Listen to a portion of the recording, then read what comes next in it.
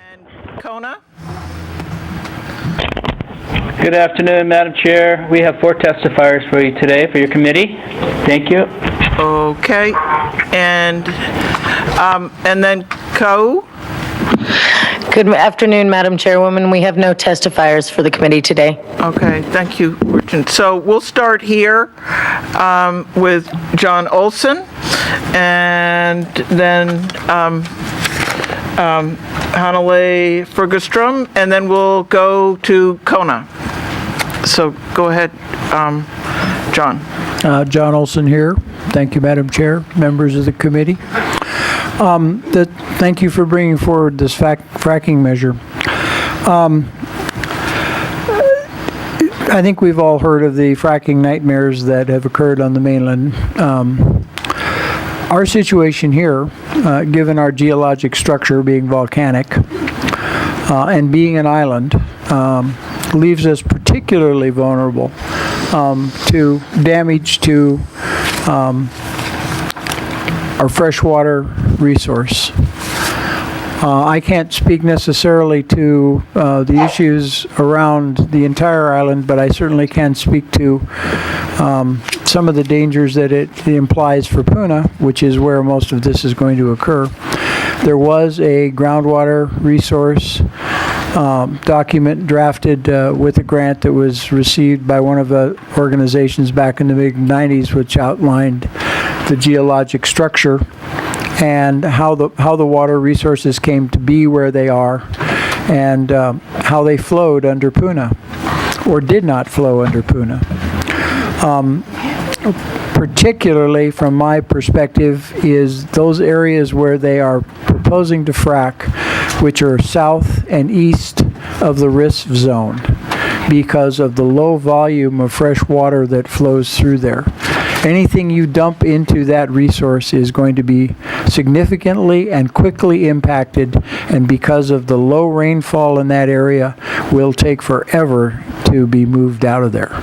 So, and I'm sure that there are other people around that can speak to other areas of the island where certainly the water department for the Hilo area, they've done a lot of research. You could look at this in a district by district basis, and all of them I think you'll find have unique concerns, in terms of what would happen if the fracking and the fracking fluids will of course leak into the entire aquifer just because of the geologic structure that we sit on.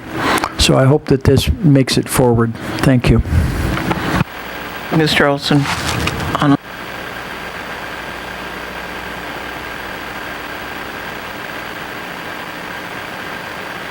Can you turn on your mic? Yeah. Is that this? That's it. Is that better? Yeah. Introduce yourself first. Okay. I'm Hanalei Fergustrum. I am the spokesperson for Kupuna Moku Keawe, which is a Kupuna organization that was established in 2003. I am the chosen spokesperson. I wanted to talk in support of the ban on fracking on this island. I'd like to see it all across the state, absolutely. Mr. Olsen did a very good job explaining a lot of stuff that I wanted to say about the geographic makeup of the islands.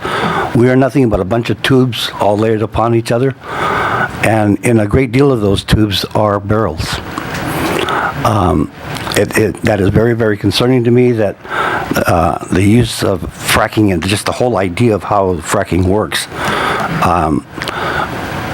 brings much caution to myself, and caution that I think that you should also share.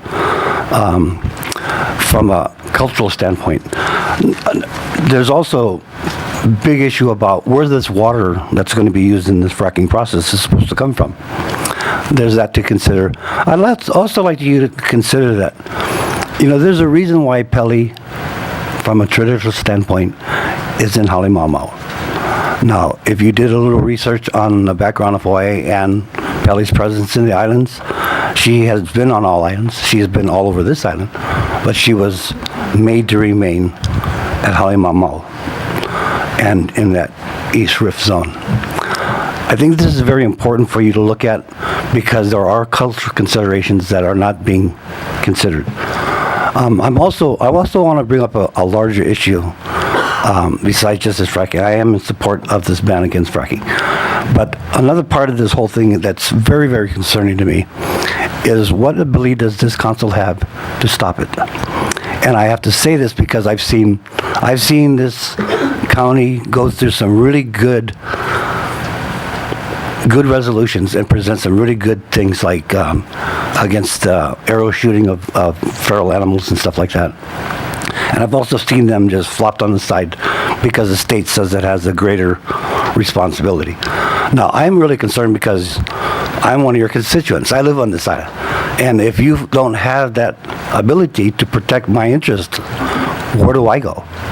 And so I bring that to your attention because home rule is a big issue. And if we're not going to start implementing it and seeing it go through, we have to understand that we're a separate island than Oahu and all these other people that may have an interest in our resources. But we have to understand home rule. You have a duty to protect us on this island. And so, I bring that to your attention, and I appreciate Mr. Olsen's information on the geology in the water and stuff like that. It's all very concerning. But that home rule thing is a real big one with me because I've just seen so many good resolutions that's taken months and months to go through in this county that's just gotten tumbled over by the state making some kind of claim of some federal law that they're supposed to be abiding by. And I don't think anybody's done any checking on it, quite frankly. But anyway, thank you very much for your time. Thank you, Mr. Olsen. Okay, moving to Kona, your first two testifiers. Our first testifiers, Sharon Willeford, in support of Bill 129, representing community and children. Thank you. If not. Aloha, Council. My name is Sharon Willeford. I'm a retired teacher of 30 years here in Kona and on the island.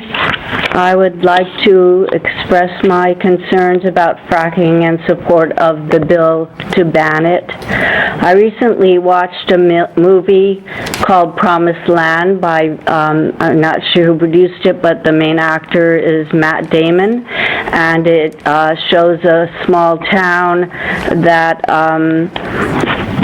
where the corporations go in from both sides and try to influence the community.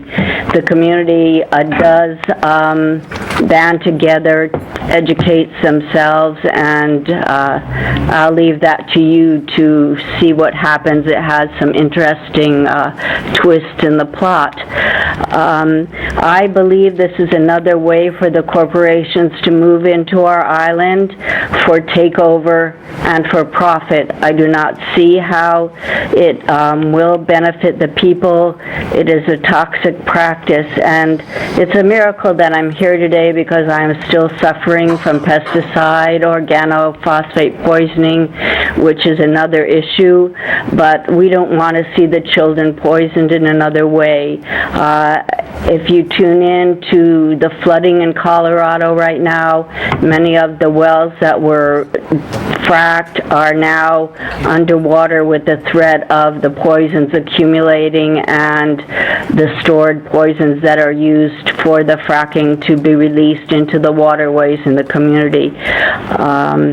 Let's protect this island and make it, let it be the sacred place that we preserve for the children.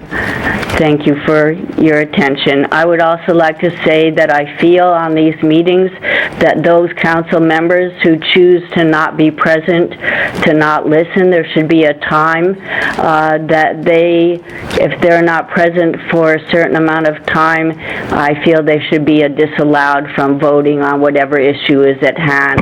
Thank you again. Aloha. Kona, your next testifier. My name is Subadra, and I support the bill. Thank you for bringing it forward, Brenda. once again, we have a juxtaposition of the big money, of the big corporations, with their motivation and interest being primarily profit, with no concern whatsoever for the citizenry, for the people that live in this island, with no respect for clean water. It's a little like the GMOs, you know, someone wants to make money, and the money isn't even going to be left here. This will be the island damaged, while Honolulu is the island that gets the power from the fracking, and who knows where the money goes, probably the Cayman Islands or some other secret account. I really don't want to see more of our island divvied up and given away and poisoned, and so thank you, Brenda, for bringing this forward. I don't know if we have the power to do anything, but I think we need to fight as hard as we can. Again, thank you. Cory Harden, will you please come forward? And Dave Kisor. Thank you. And Kona, I see you will have another testifier present, correct? 2 more. Okay. Okay, Ms. Harden? And first introduce yourself, please. Yeah, good afternoon. Cory Harden speaking for myself, supporting Bill 129 to ban fracking. If we ban fracking, and that turns out to be a mistake, we can just lift the ban. But if we allow fracking, and that's a mistake, we may never get our island back as it was. Fracking could mean drilling rigs firing up almost anywhere in Hawaii, since geothermal fracking may work in locations where conventional geothermal drilling does not work. Fracking in Hawaii may cause earthquakes, may release toxic gases, and it may contaminate and deplete our water resources. Some problems may not crop up for years, and it may be costly and difficult or impossible to find out who's at fault. But even if we find the culprit, they may not have enough money to clean up after themselves. Or sometimes companies dissolve, many of them do in the States, after they finish drilling, and then residents are left to clean up, if cleanup is possible. Some people say, oh, we don't need to ban fracking, we have regulatory agencies. But we all know how that's working out with geothermal. Governor Abercrombie just told the Asia Pacific Clean Energy Conference that geothermal is one of the energy sources on which he will press forward relentlessly, and that he supports the inter-island electric cable. Next Era Energy, the only company that has gone to the Public Utilities Commission and outlined a plan to build that cable, has already spent about $10 million on acquiring site control. I wonder what sites they now control. And also other work in Hawaii.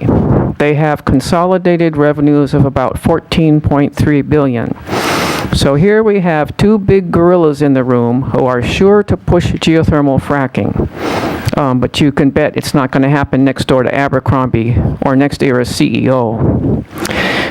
So that leaves you, our county council, as one of our last defenses against big government and big business. So please ban fracking. Thank you. Okay. Mr. Kisor, if you'd introduce yourself. My name's Dave Kaiser. Kaiser. I've heard it pronounced so many different ways, it doesn't bother me anymore. Well, anyway, I try not to cover the same ground everybody else has, but if you've been watching the news, either online or I don't even own an idiot box, I don't know if mainstream news covers it, there's a few towns in West Texas that have been fracked to the point where they're pretty much been dehydrated into out of existence. It's what it does. It's just, it's a water intensive practice that just, it not only creates water that will ignite, if you've seen those videos, it just, dries everything out, just so somebody can pull out a resource that, well, that most likely isn't going to even be used by the people that they've extracted it from.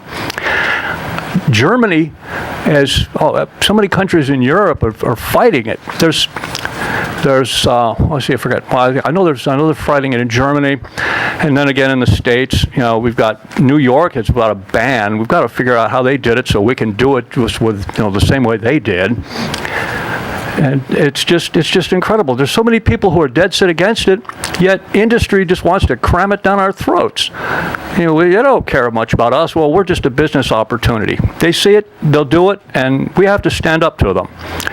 Well, anyway, that's my stand here. I might as well go off. I could rant and ramble on for a long time, so I don't want to run out of, run everything out, so I'll leave you to your, okay. Okay, thank you.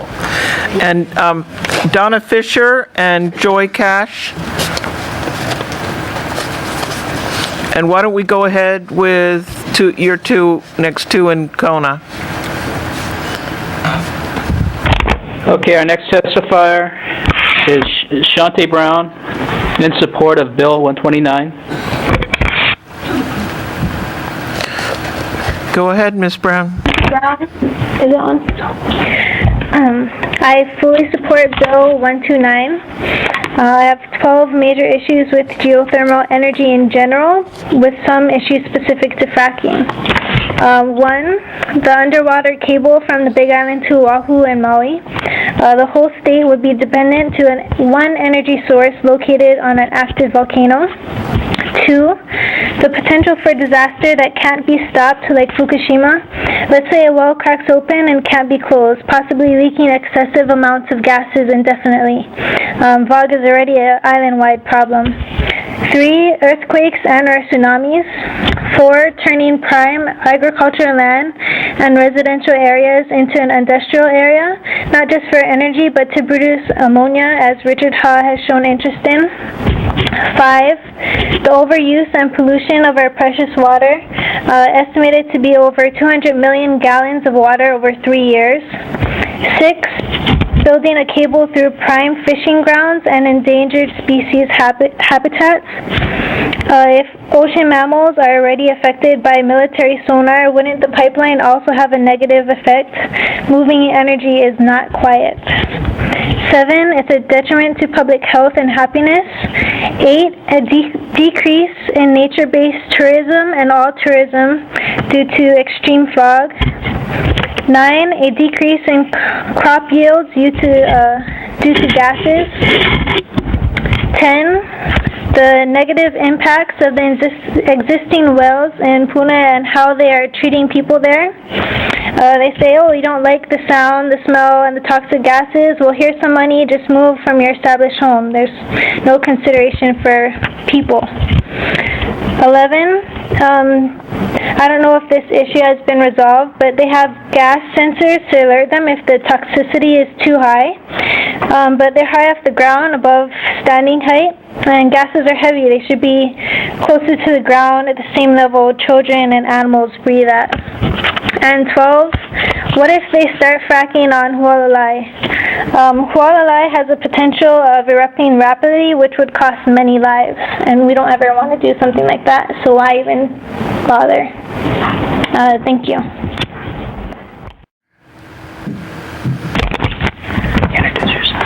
Aloha, Shannon Rudolph here. I'd just like to reiterate what others have said and remind you that Abercrombie was also relentless on the PLDC, but was thwarted by residents across the state.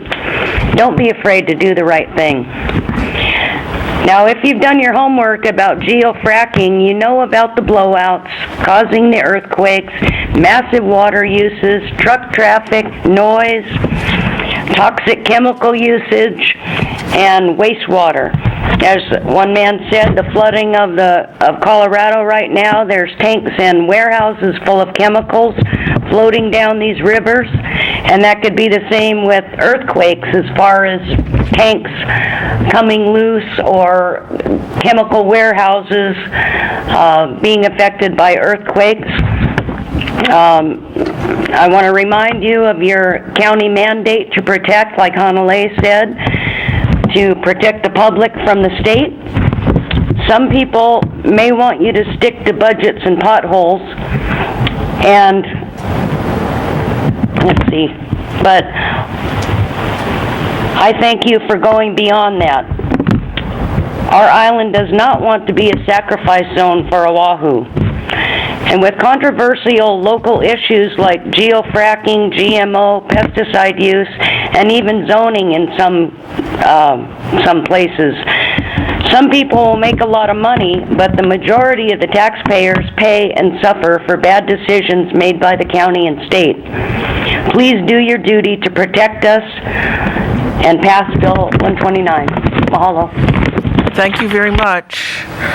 Okay, Donna? Aloha, Introduce everyone. yourself. My name is Donna Fisher, and I'm here to speak in support of the ban on fracking. And I just really appreciate you considering this seriously, because I think it is a serious detriment to the livelihood of this island. We all hear lots of stories about the dangers of fracking and very few of the good points of it, and we all know it only benefits the corporations that are putting these policies, these uses into practice. I heard a story recently about an incident at the geothermal well a few weeks ago of horrible smells and fumes and people feeling nauseous, and that just within a few days all the fish in the Champagne ponds were dead. And if it wasn't a direct cause of this incident, it still shows the fragility of our island, and that the soil, the earth, is so porous that no matter what goes in, flows everywhere. And it will not help be good if they're putting toxic chemicals into the ground. Simple and pure consequence. Thank you. Thank you very much. Okay, Joy? My name is Joy Cash, and I wasn't going to come to testify today because you see me too often perhaps here. But I was talking to my friend Nori Robbins, who has a PhD in geology, who lives in San Diego, another earthquake-prone area. And she said, I want you to go testify. And just remind people that fracking in a fragile, porous area is not a good idea. It's simply not wise. And she could come here and give you all the particulars, but we don't have time, evidently, to do that. But she said, please go and ask them to do the right thing and not to bring fracking to a very fragile environment. And she's very well known. She's been around Africa and Micronesia, and she goes all over. She's been at this over 30 years. So I'm here today to just pass along her advice. And this is a woman who's given me a new appreciation of rocks. I call her my rock nut, But she has a different focus about how to approach land, how to preserve land. And her opinion about that is just don't do it. So I'm here to just pass that along, and I want to thank Miss Brenda Ford for bringing this forward, and everyone who can see that this is beneficial to support this bill. Thank you very much. Okay, thank you very much. And if you could provide the name of that geologist and their contact information to the clerk, I'd appreciate it. Okay.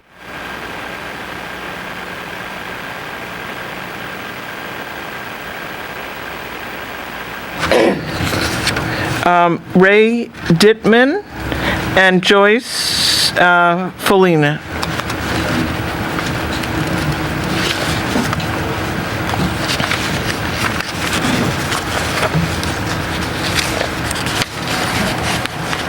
Okay. Hello, my name is Ray Dittman, and I'm here to support this bill. Thank you very much for introducing it, for coming forward and making a statement about we're not going to allow this here. I've heard all the other issues. You've heard all the other issues. It seems obvious from an engineering. I'm an engineer. And a scientific point of view, this is a ridiculous thing to do. And it's proving across the country where they try it that it is a ridiculous thing to do.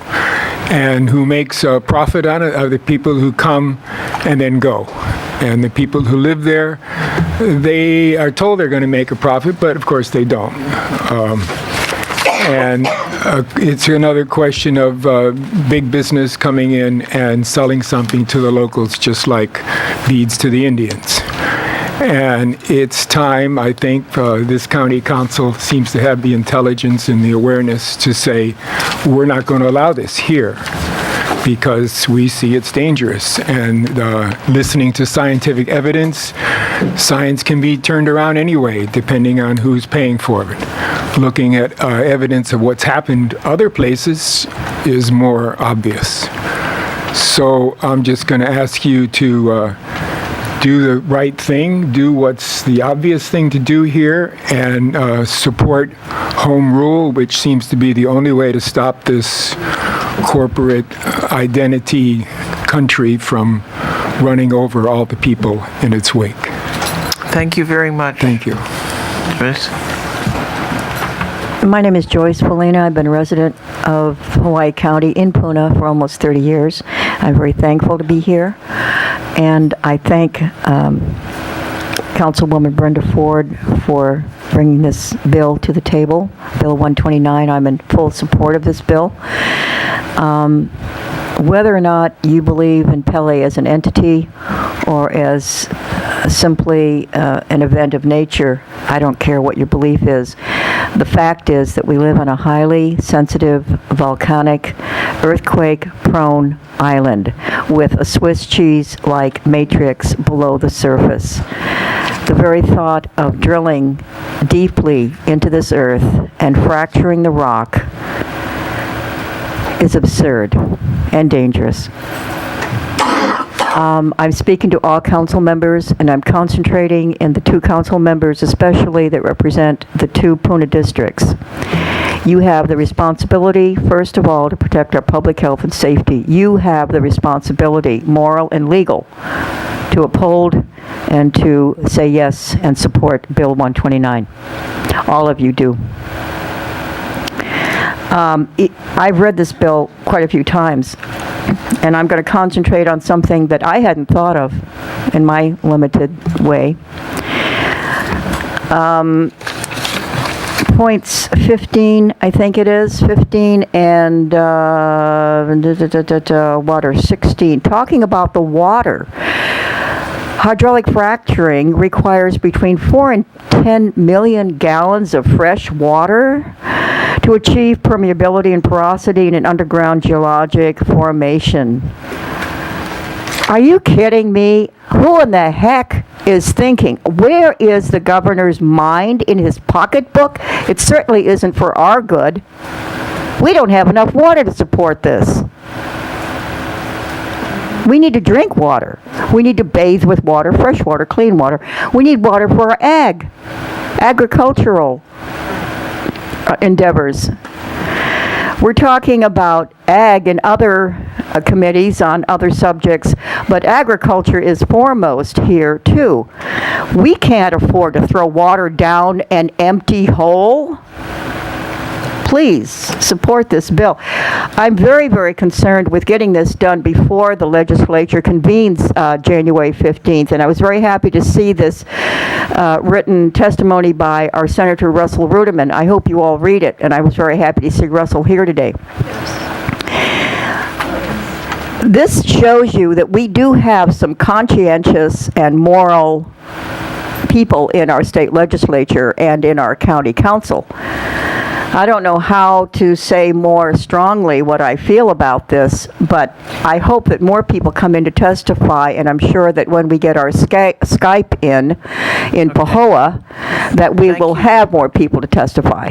Okay, thanks. Is that it? Joyce. Thank you. That's it. Okay, Gregory Smith and Paul Kendall.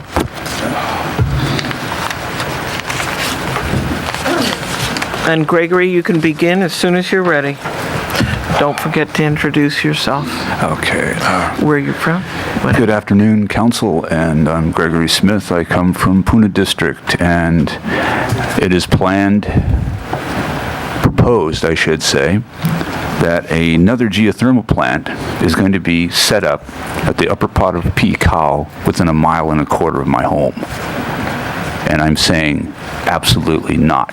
I can only speak for myself, but it will never happen. No. The problem with geothermal we've already discussed in this council for years. The fact is that they are saying, oh, enhanced geothermal drilling is something that we can live with, and of course it isn't. One of the things that I read about the developers, that are people that are developing this type of technology, they are doing a test well in Oregon, southern Oregon, southeastern Oregon. And one of the problems they are anticipating is, can they pump enough water into a volcanic area, which is what they're doing. It's a dormant or semi-dormant volcanic area, and actually come up with enough steam. Now, you know, how much water are you talking about? We live on the windward side of this island. The fact of the matter is, again, the matrix of our land is nothing more than Swiss cheese. I remember when I first came to the island 25 years ago, a friend of mine, a Hawaiian friend, said, look at this. He picks up a piece of stone that has a depression in it, and he pours water on top of the depression, and the water flows right through the stone. Okay? And the fact of the matter is that we actually may not even need, for our own domestic use, the power that's being that's being proposed. Because guess what's happening? We are having a solar revolution on this island. Any person that has a half a brain, some cash or credit, is going off the grid for their own power use. And the fact of the matter is that we may not need it. The fact is that Helco is actually producing less power for this island than it ever has in the last, the peak was in 2005, and they've lost about 17% of their customer base since 2006, because people cannot afford 41.5 cents per kilowatt hour retail. Thank you very much, Greg. Thank you. Go ahead. Aloha. And introduce yourself. Aloha. My name is Paul Kuykendahl. I'm here representing myself. I'd like to thank the council for considering this bill, and I thank Councilperson Ford for having the foresight to introduce it. This Oregon experiment that they're doing on geothermal fracking, they're planning on using 122 million gallons of water over 2 years. Just to give you an idea of the amount of water that's required for this process. But what I wanted to mention to you is, as you know, the state legislature has removed the permitting requirements and the geothermal subzones in the last legislature. Therefore, geothermal drilling can happen anywhere in the state now. With this technology, you no longer need, usually you need hot rock, permeability, and water to have a viable geothermal process. If you don't have the permeability, you can create the permeability with geothermal fracking, and you can pour lots of water in to provide the steam. So that's the magic of this formula to the corporations. That's why it's very timely that you as a council look at this and take steps to protect the island. So water use is one of the issues. Water contamination is a huge one. They're creating permeability. So whatever they're pumping in, including the proprietary chemicals they might use, or seawater, could contaminate our aquifer. Earthquakes are another issue. A system in Switzerland was shut down because of the earthquakes, and there were millions of dollars of damages levied against the corporation. And of course, there are social, economic, and cultural impacts to the community, as you've already heard. I only have one concern about this bill, and that is that the fines, I think, are way too light. For example, if you charge $1,000 a day for 30 days, that's $30,000. These companies spend millions of dollars just to drill a well. They're going to gain hundreds of million dollars if they create a resource. So as a business person, they could decide to take that $30,000 hit in order to create a resource. So the only thing I would ask is, one, please pass this bill, but two, please increase the fine so that they can actually make an economic decision in favor of not going against this law. Thank you very much. Suzanne Wakelin and Amara Karuna. And when you introduce yourself, correct if I've mispronounced your names.